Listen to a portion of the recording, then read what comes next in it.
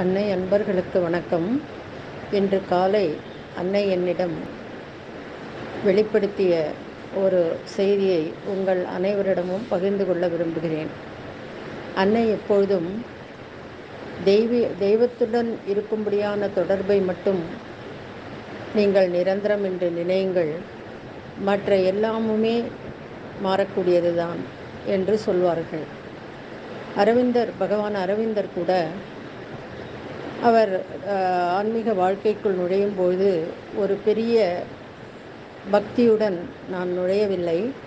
ஆனால் ஒரு கேள்வியுடனே, நிஜமாகவே ஆன்மீகத்துறையில் உண்மை உள்ளதா என்று கடவுளிடம் நீ இருக்கிறாயா என்று கேட்டுக்கொண்டுதான் நான் நுழைந்தேன். ஆனால் கடவுள் எனக்கு அதை வெளிப்படுத்தி நான் செய்ய வேண்டிய ஆன்மீக பணியை எனக்கு உணர்த்தினார் என்று சொல்லியிருப்பார்.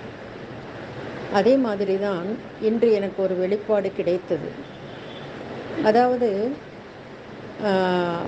நான் உலகத்தில் ஒரு பெரிய முன்மாதிரியாக, ஒரு எனக்கான வழிகாட்டியாக எல்லாம் நினைத்த ஒரு பெரிய பேராசிரியர் திடீரென்று நான் பேசிய ஏதோ ஒன்று அவரை பாதித்ததனால் சட்டென்று எனக்கு வழிகாட்டுதலை அவர் நிறுத்திவிட்டார். அதை யோசிக்கும் போதுதான் நான் அன்னை சொன்னதை உணர்ந்தேன். தெய்வத்திடம் தவிர வேறு எந்த அன்பும் நிரந்தரமில்லை என்பதை நான் உணர்ந்து கொண்டேன். அதாவது மனிதர்கள் எல்லாம் மாறக்கூடியவர்கள். இன்றைக்கு இருக்கிற நிலை நாளைக்கு அவரிடம் நாம் எதிர்பார்க்க முடியாது. ஆனால் நாம் அந்த உறவுக்காக எவ்வளவு நேரம் செலவழிக்கிறோம், எவ்வளவு பாடுபடுகிறோம். அவர்களையெல்லாம் திருப்திப்படுத்த நம்மளால் முயன்ற ஆயுட்காலம் முழுவதையும் கூட நாம் வீணடித்து விடுகிறோம்.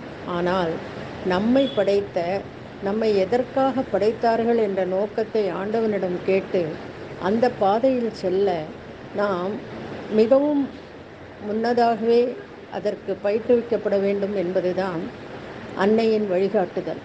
அன்னை அன்பர்களாகிய நாம் எப்பொழுதுமே இறை அன்பு மட்டுமே நிரந்தரமானது என்பதை உணர்ந்து அதில் நாம் ஈடுபட அன்பர்கள் அனைவருக்கும் நான் தெரியப்படுத்துகிறேன்.